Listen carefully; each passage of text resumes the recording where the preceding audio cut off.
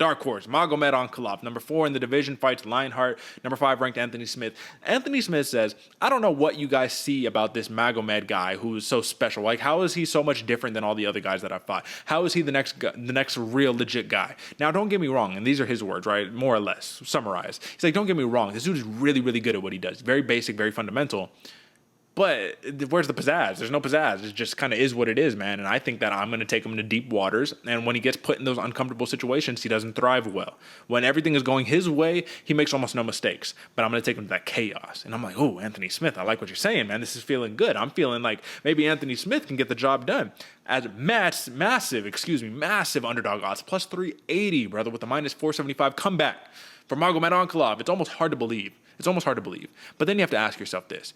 Anthony Smith, when he fought, once again, I'm going to bring it back up, Jimmy Crute. Actually, I don't even think I brought this up on the stream. I brought this up on Twitch when I was streaming last night. He fought Jimmy Crute, right? And Jimmy Crute got the drop foot, right? Perineal nerve is just tore up. Can't use your leg anymore. What happened after he got the drop foot, AJ? He took Anthony Smith down 3 times on 1 foot.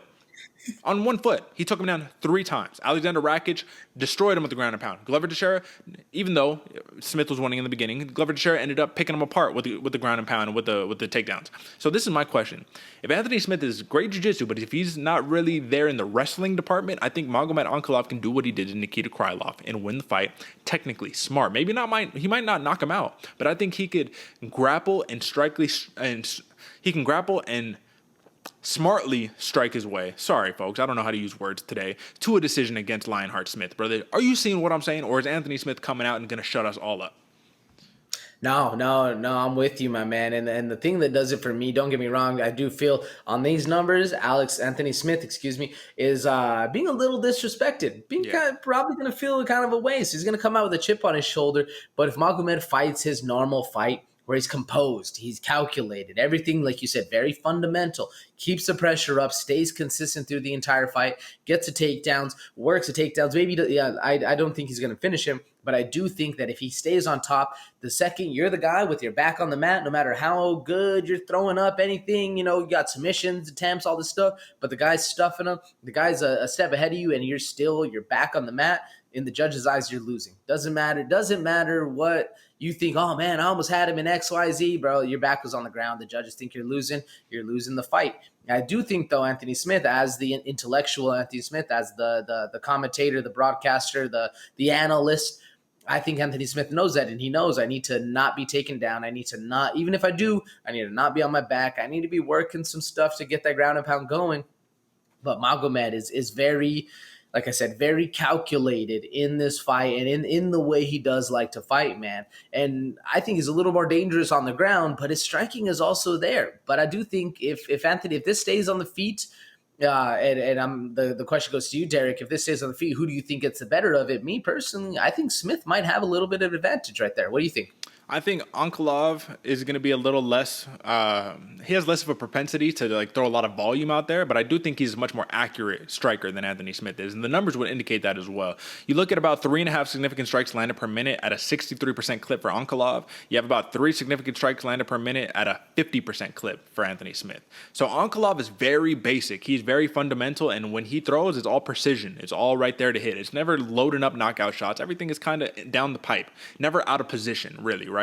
So I think Ankalav can start getting outstruck by Anthony Smith early on, but once it starts getting into his rhythm and starts flowing, once the late round 1, 2, 3, I think Ankalav will pick it up with the striking, man, especially when it comes down to the ground and pound striking. I think he's very accurate and precise. He doesn't go crazy there, because when he did go crazy against Paul Craig, what happened? He got submitted, right? So Anthony Smith even mentioned that. He said that Magomed Ankalav, he suffers when he gets out of position. When he starts to panic a little bit, that's when all of his effectiveness goes out the window. So that's what he's aiming to do. But if you aim to put yourself in a crazy scramble against Ankalav, I just don't see that working out very well for you, even though Anthony Smith is so talented. Now, I do have to mention this, right? Anthony Smith has been knocked out 9 times, submitted 4 times in his career. Magomed Ankalav has been submitted once, never knocked out, came close to being knocked out before. He's never lost a decision, right? Last 5 wins: Thiago Santos, Volkan Ozdemir, Nikita Krylov, and then 2 wins against Jan Kutalaba. For Anthony Smith, you have submission first round against Ryan Spann. You finished Jimmy Crute. It was really a doctor stoppage. You triangled Devin Clark in the first round. You lose to Alexander Rakic, and you lose to Glover Teixeira. So clearly, Anthony Smith has a tougher strength of schedule in terms of champions, but then it kind of evens out because Ankalov's last three, Krylov, Ozdemir, and Santos. Okay, I guess this is the question. Do you count the Santos victory as much given the current state of a Thiago Santos? I did at the time. Looking back on revisionist history, it does make it harder to really put a lot of emphasis on that one, man. I mean, and don't get me wrong, Santos always dangerous. And even, I mean, the Volkan Ozdemir fight, coming back off of Volkan's last fight, it kind of did age a little bit well. And same thing for Nikita Krylov. So those two kind of, when you taking a name value, you think like, not that big of a win. But actually, you think about it, then it's like, well, those actually were pretty big wins. Thiago Santos is a little bit of the opposite, where name value, you're like, damn, Santos. And you think about like, well, he's kind of been on a streak. He's kind of had all this. So I don't really count the Santos as much, but I put a lot of emphasis on those last two. Even the Jan Kutalaba, both of the first round knockouts. Man, you think about it, and you're like, man, I like Kutalaba's an animal. But that's Magomed style, man. You come in crazy like that, you're right. And if Anthony Smith does the same thing where he comes in crazy like that, he's going to get finished. Yeah, I don't put too much stock on that Santos fight, though. All right, brother. Before the last, talking about the wagers and all that, my last question to you is, if Ankalav wins and he decisions Anthony Smith and it's not exciting, yeah, he's the dark horse. Yeah, he might get a title shot, but does anybody want to watch? Like, his fight against Santos was a snoozer. We have to be honest here. I love the man's fight style. I love the technical proficiency as it, like the analyst eyes, but the like gory, I want blood fight that we didn't see it. I want the knockouts, man. He had 8 knockouts. Where are these knockouts going? Show me some knockouts. So if he does, do you think that he'll even get that push by the UFC, given that he's a little more of a, I mean, he's kind of Habib-esque. Habib wasn't exciting for his fight style. He was exciting for his domination, which wasn't very exciting. So what do you think? Yeah, I don't think he's going to get the push, man. In fact, that's why I still think he's fighting these not lower tier fighters, but more fighters who he's expected to fight. He's taking the slow climb. He's taking the slow climbing things, going up a way where if you're tied to a Vasa, you're knocking people out left and right. Guess what? You're fighting, Ned for sure, number one, title contender up, or number one contender. That's what I'm trying to say. Number one contender fight.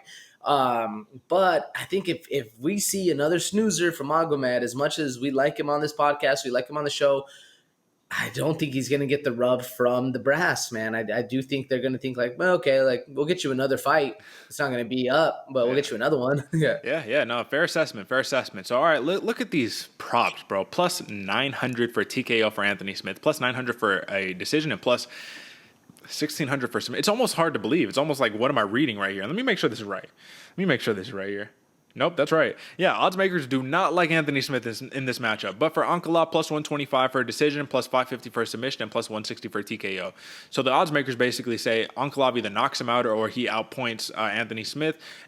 But this makes me feel like, I mean, there is a path to victory for Anthony Smith, right? Like these numbers are so juicy, you have to play one of them for a hedge. Just because, right? So which one would you hedge for Anthony Smith? TKO, submission, decision, or that plus 380 money line? That plus 380 money line. I think that's the one. For some reason, man, in my mind, submission, it's just working. Maybe I'm on a submission kick because I think I picked in 2 of the other ones as well, but maybe just one other one. But that 1,600 kind of scares me a little bit. So that's why I'm going with that plus 380. If I'm hedging for Anthony Smith, I'm taking the money line.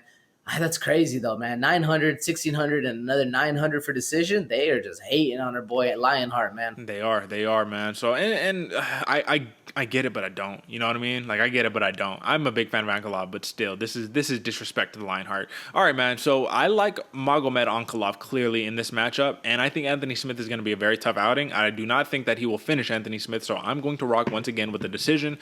The over and under is 2.5 rounds, minus 140 for the over, plus 110 for the under. I like the over.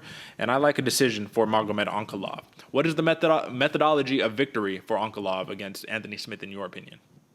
Yeah, man, I'm going with the decision as well. Ankalav decision.